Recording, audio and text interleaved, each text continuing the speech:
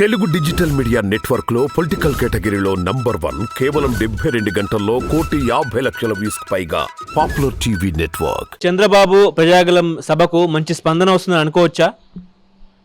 ప్రజాగళం సభకు స్పందన ఎంతవరకు వచ్చిందనేది రకరకాల వాదనలు ఉంటాయి.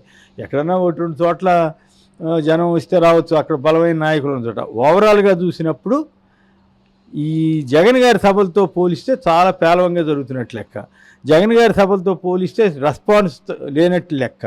కాబట్టి చంద్రబాబు గారి సభలకి అంత రెస్పాన్స్ అయితే కనపడుతుంది. ఓకే, ఇప్పుడు ఆ జనసేనకు కేటాయించిన 21 సీట్లలో జనసేన నాయకులకు కాకుండా బయట నుంచి వచ్చిన వాళ్ళకు టికెట్ ఇవ్వడం అనేది ఎట్లా చూస్తారు సార్? ఇందా చెప్పా కదా, అది ఇప్పుడు ఆయన ఏమన్నాడు, గాజు గ్లాసు పగిలితే పొదునెక్కుద్ది అన్నాడు. జనసేనకి 10 ఏళ్ళు వచ్చిన తర్వాత డమేల్ని పడిపోయింది. అట్లాగే గాజు గ్లాసు చేతిలో పట్టుకుంటే ఏమవుద్ది, ఇచ్చేది ఎగుద్ది. ఎవరు చేతి ఎగుద్ది, ఎవడు పట్టుకుంటే వాడు చేయి. ఇప్పుడు జనసేన చేతులు తెగ్గొట్టుకుని తెగ్గొట్టుకున్న తర్వాత ఆయింట్మెంట్ పూసుకుని తెలుగుదేశం వాళ్ళని బతిమలాడుకుంటున్నారు. మా క్యాండిడేట్ లేరు. మరి ఇంతకాలం పనిచేసిన కిందటి సంవత్సరం 2019లో 145 సీట్లకు పోటీ చేసిన జనసేన ఇప్పుడు 21 సీట్లకి ఎందుకు తగ్గిపోయింది? అంటే బలం ఉన్నట్లా పోయినట్లా?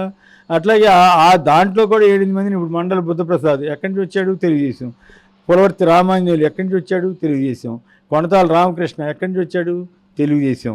అలాగే ఇట్లా వారణి శ్రీనివాసులు తిరుపతి, ఆయన ఎక్కడి నుంచి వచ్చాడు, వైసీపీలో టికెట్ ఇవ్వకపోతే ఆయన తీసుకొచ్చి తిరుపతిలో పెట్టుకున్నారు. అక్కడ టీడీపీ వాళ్ళు ఏం తిడుతున్నారో చూశారు కదా.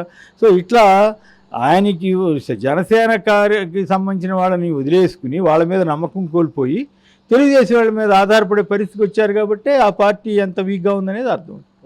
ఇప్పుడు వైఎస్ కుటుంబ విషయానికి వస్తే, వైఎస్ కుటుంబంలో చీలికలు. నిన్న వైఎస్ షర్మిల సీఎం జగన్పై కొన్ని కామెంట్లు చేశారు.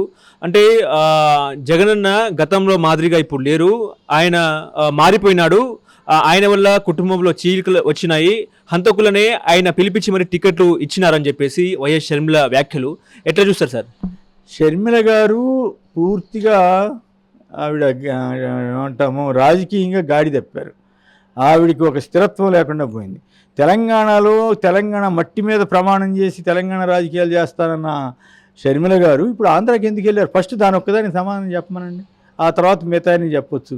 ఇంకోటి ఏంటంటే కుటుంబంలో చిచ్చు పెట్టింది ఆమె తప్ప జగన్ గారు అవ్వరు. ఎందుకనంటే ఆయన వైఖరి మార్చుకోవాలి.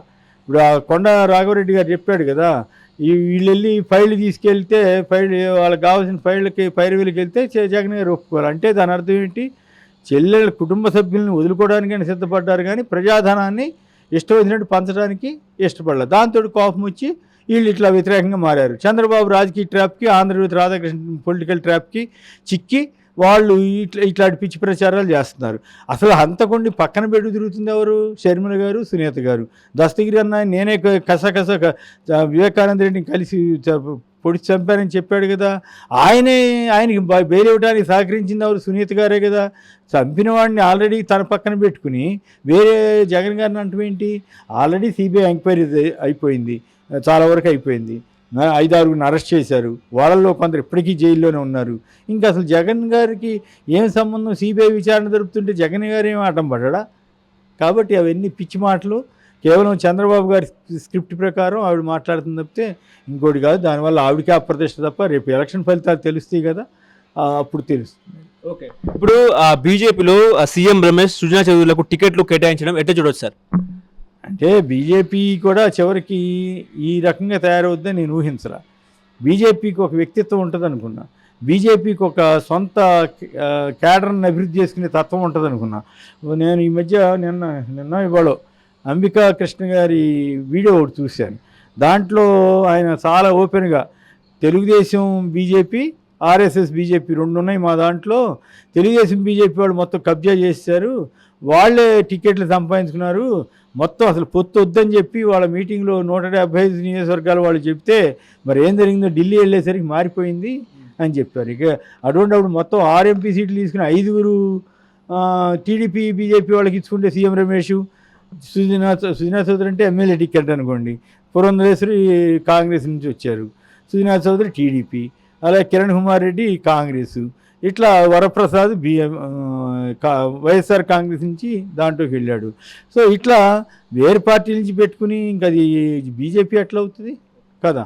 సో అందువల్ల సీఎం రమేష్కి ఇవ్వటం కానీ, సుజనా చౌదరికి ఇవ్వటం కానీ బీజేపీ చెప్పే నీతులకి, సిద్ధాంతాలకి పూర్తి విరుద్ధంగా ఉందని మాత్రం చెప్పవచ్చు.